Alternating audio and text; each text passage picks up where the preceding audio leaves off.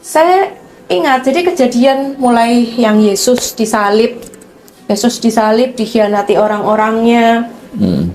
Di saat sebelum dia disalibkan, itu dia pergi Gunung Sinai, dia berdoa. Salam sejahtera bagi kita semua. Kembali saya mengajak kita untuk menyaksikan, melihat seorang mukallaf betina yang mengubah-ubah ayat-ayat Alkitab. Yang saya heran kepada kaum cocokmologi ini, mereka sangat bangga dan tidak malu sama sekali dengan kebodohan mereka sendiri. Dulu tidak pernah baca Alkitab, tidak pernah pergi ke gereja. Setelah mukallaf, mereka ngaku-ngaku sebagai aktivis gereja, mereka mengaku-ngaku sebagai misionaris lah. Dan itulah yang mereka lakukan, dan hanya itu yang bisa mereka perbuat. Hanya tipuan dan juga kebohongan. Seperti apa ocehan mukallaf betina ini? Jangan skip video ini supaya saudara dan saya tidak gagal paham. Karena saya pemazmur, dulu juga saya sering baca ayat-ayat Alkitab gitu.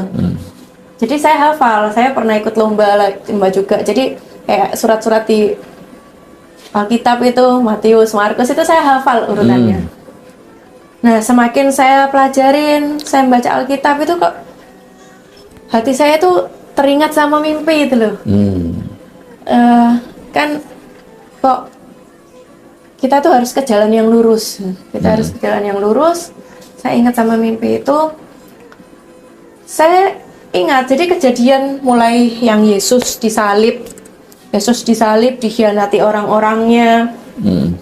Di saat sebelum dia disalibkan, itu dia pergi Gunung Sinai, dia berdoa.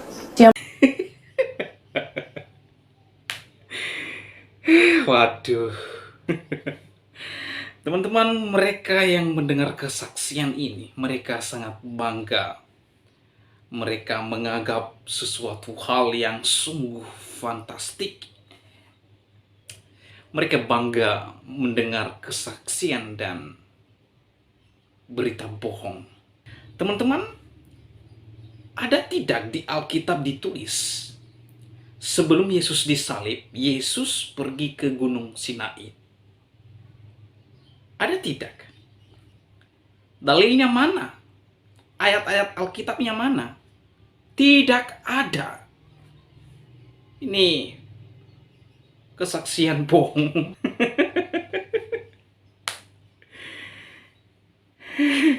Itu yang pertama. Yang kedua, ada tidak di Alkitab ditulis Yesus disalib karena dikhianati orang-orangnya? Tidak ada.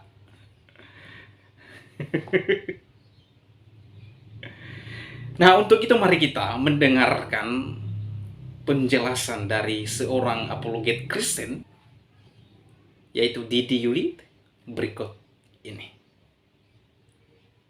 Meneteskan air mata, berdoa ke Bapaknya, minta tolong. Yesus ketakutan di situ. Nah, di situ saya berpikir, kalau Yesus itu Tuhan, Tuhan itu artinya yang tertinggi. Kemudian dia berdoa kepada siapa?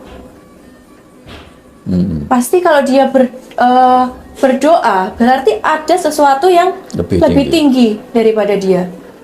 Sampai dia menangis. Kalau dia Tuhan, kalau siksaan manusia, pasti dia nggak akan menangis. Tapi kalau dia sama-sama manusia, nabi kayak gitu, pasti ada sedikit rasa takut. Tapi kalau dia memang Tuhan yang paling tinggi, dia nggak akan takut sama manusia. Kenapa dia harus takut? Gitu. Nah, di situ saya mulai bergejolak itu 2011. Tuh kan, mereka lucu kan? Jadi lumayan lah mereka ini buat hiburan. Nah, yang pertama tadi dia mengatakan, saya ini sering ikut lomba-lomba surat-surat dalam Alkitab. Contohnya seperti Matius, Markus. Nanti dia juga tambah Lukas, Yohanes gitu ya. Jadi ternyata Matius, Markus, Lukas, Yohanes ini adalah surat Bapak Ibu. Nah, pertanyaannya, ini surat dari siapa kepada siapa? Ataukah ini surat dari Matius, Markus kepada orang lain? Jadi, Matius, Markus, Lukas, Yohanes itu bukan surat, tapi Injil. Saya juga baru tahu sekarang kalau Injil Matius, Markus, Lukas, Yohanes ini berubah menjadi surat. Kini katanya menjadi pengurus gereja, pembaca Mazmur, lektor di gereja, dan lain-lain. Tapi untuk menyebut Alkitab saja, dia nggak tahu. Lah yang begini katanya cerdas. Padahal kelebihannya cuma satu, lucu. Kemudian yang kedua, dia mengatakan bahwa Yesus ini dihianati oleh orang-orangnya. Orang-orangnya yang mana yang mengkhianati Yesus? Karena kalau kita baca Alkitab, hanya satu orang yang mengkhianati Yesus, yaitu muridnya yang bernama Yudas Iskariot. Bukan orang-orangnya. Kalau satu itu berarti seorang. Kalau orang-orang itu berarti lebih dari satu, alias banyak. Gitu loh Mbak. Harusnya belajar bahasa Indonesia dulu ya, yang baik dan benar, supaya bisa membedakan satu orang dan dua orang. Orang pertama, orang kedua, orang ketiga, begitu ya. Selanjutnya, dia tadi mengatakan, sebelum disalib, Yesus berdoa di Gunung Sinai. Ini membuat saya ngakak terbahak-bahak ya. Yesus berdoa di Gunung Sinai. Wah, jauh sekali Yesus berdoa di Gunung Sinai. Kapan? Di Alkitab kok tidak dicatat Yesus berdoa di Gunung Sinai sebelum dia ditangkap? Mari kita bersama-sama melihat di Alkitab. Kita buka di dalam Matius 26 ayat 36. Maka sampailah Yesus bersama-sama murid-muridnya ke suatu tempat yang bernama Getsemane. Lalu ia berkata kepada murid-muridnya, duduklah di sini sementara aku pergi ke sana untuk berdoa. Di mana Yesus berdoa? Di Taman Getsemane. Lah kok jadi pindah ke Gunung Sinai? Padahal lokasinya jauh ya. Taman Getsemane ini adalah sebuah taman tempat pemerasan minyak zaitun di kaki Bukit Zaitun. Lokasinya ada di Yerusalem. Sedangkan Gunung Sinai itu ada di Mesir. Jauh Mbak, beda lokasinya. Ini kok mirip Ustadz Kainama ya lama-lama mereka ini ya. Jadi mencocok-cocokkan gitu. Jadi tempat yang satu padahal bukan gitu ya. Jadi disamakan dengan tempat yang lain, padahal juga berbeda. Ya, memang mirip-mirip lah mereka ini ya. Kemudian selanjutnya dia tadi mengatakan, katanya Yesus itu Tuhan. Kok dia ketakutan waktu dia berdoa, peluhnya besar-besar gitu ya. Ada seperti tetesan darah yang berjatuhan gitu ya. Nah, ini adalah orang yang gagal paham mengenai ketuhanan Yesus dan kemanusiaan Yesus. Kalau dia adalah seorang pengurus gereja Katolik, seharusnya dia paham. Karena pengajaran di gereja Katolik itu sangat baik, bagus. Seharusnya semua jemaatnya paham mengenai dwinatur Yesus, keilahian Yesus dan kemanusiaan Yesus.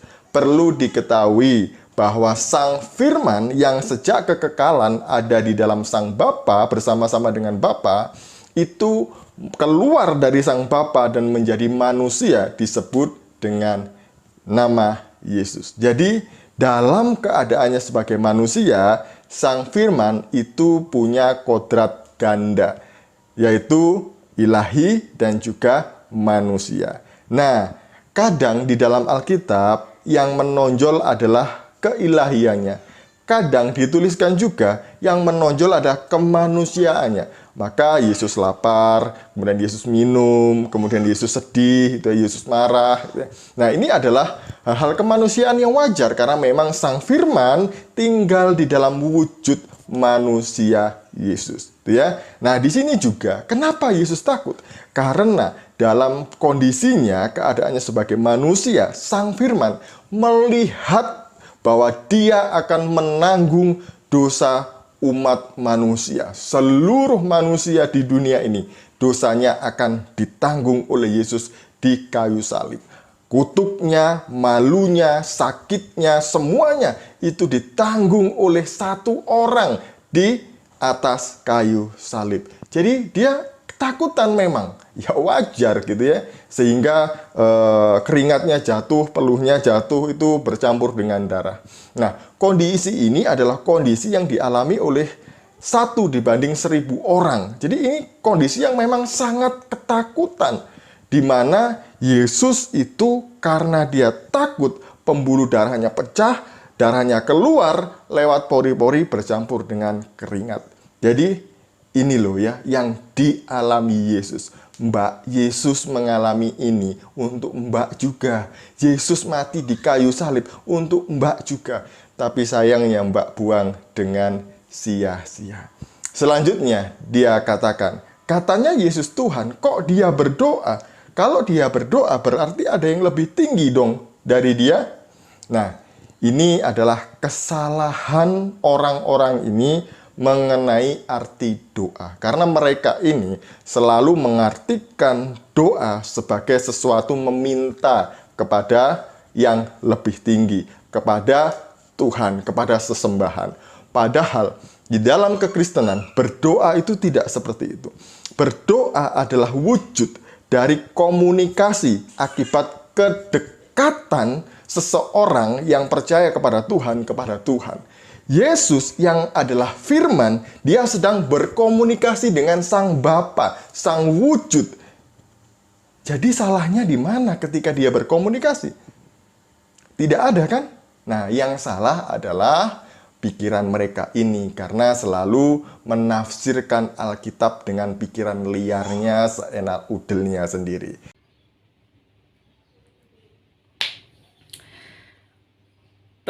Teman-teman, itulah penjelasan dari apologet Kristen, yaitu Didit Yuli, yang sangat sungguh jelas bahwa kesaksian mukhalaf betina ini adalah merupakan kebodohan publik. Ya, teruntuk kepada mukhalaf-mukhalaf ya, kalau Anda bersaksi, bersaksilah sesuai dengan fakta. Jangan bohong-bohong. Ya, teruntuk para mukhalaf-mukhalaf yang suka ngibul, suka bohong, Amsal 4 ayat 24, buanglah mulut serong daripadamu dan jauhkanlah bibir dolak-dalik daripadamu. Matius 5 ayat 37, jika ya, hendaklah katakan ya. Jika tidak, hendaklah katakan tidak. Apa yang lebih daripada itu berasal dari si jahat. Yohanes 8 ayat 44, iblis yang menjadi bapamu dan kamu ingin melakukan keinginan-keinginan bapamu. Ia adalah pembunuh manusia sejak semula dan tidak hidup di dalam kebenaran, sebab di dalam dia tidak ada kebenaran. Apabila ia berkata dusta, ia berkata atas kehendaknya sendiri, sebab dia adalah pendusta dan bapa segala dusta. Teruntuk kepada mukhalaf-mukhalaf, jika Anda menyaksikan kesaksian bohong, dusta, maka bapamulah iblis, karena iblis adalah bapa segala dusta. Demikianlah video saya kali ini. Sampai jumpa di video saya selanjutnya. Tuhan Yesus memberkati kita semua. Shalom.